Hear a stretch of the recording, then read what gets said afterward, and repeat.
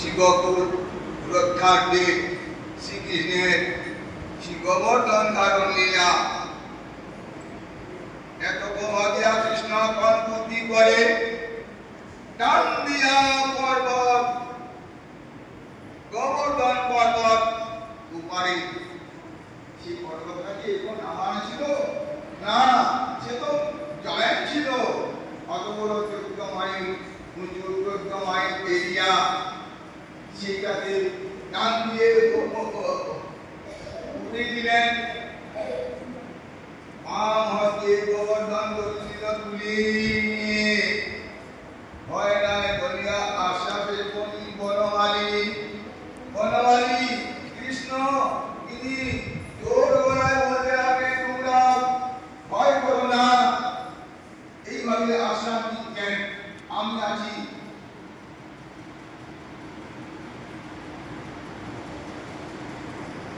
আসিয়া প্রবেশ করো পর্বতের তলে। দেখি ইন্দ্র ক্রুদ্ধ হইয়া কে করিতে পারে।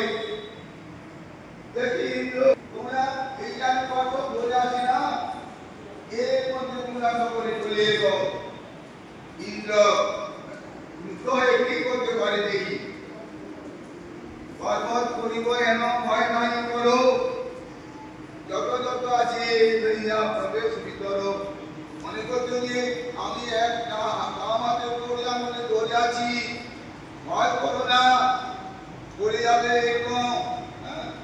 নির্ভয়ে তোমরা চলে এসো। পর্বত করিব এন ভয় নাই করো, যার যত আছে লইয়া প্রবেশ ভিতর। যার যত যা আছে প্রথম সব সকলে করে নিয়ে এসে পর্বতের মধ্যে নিচে তোমরা অবস্থান করো।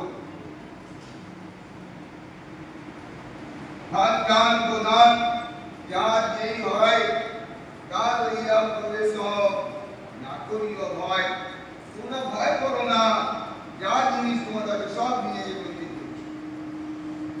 কৃষ্ণের অভয় বাণী শুনি ভগবানে পুরীতে প্রবেশ করি রহে যথাস্থানে। পুরীতে অর্থাৎ কারাগারী ভগবান তাদের ধন সম্পদ যা কিছু সব ভগবানের থেকে এনে পর্বতের ভিতরে প্রবেশ করলেন। এত বড় সংকট করিয়া ভাগ্য বসে ধন জন ধন সঙ্গে সুখে বইছে। তারা ধন ধন সব নিয়ে সুখে বাস করতে লাগলো পর্বতের নিচে তোলাতে। এদিকে বৃষ্টি যেভাবে হচ্ছে সেইভাবে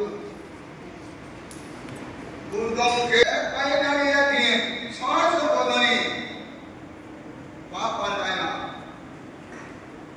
যার এক পানে ঘরে পাশে জগতী চিত্রকূট পর্বত ধরে বংশপতি ভগবানের অংশের অংশ, তার অংশ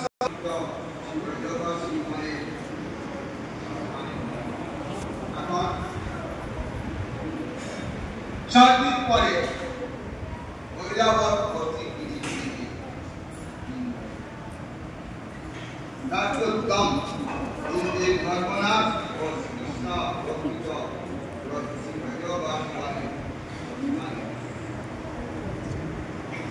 সপ্তদিন মেঘ পরিচয়ে নিরন্তর ঐরাবত করে তুমি চাহে পুরন্দর।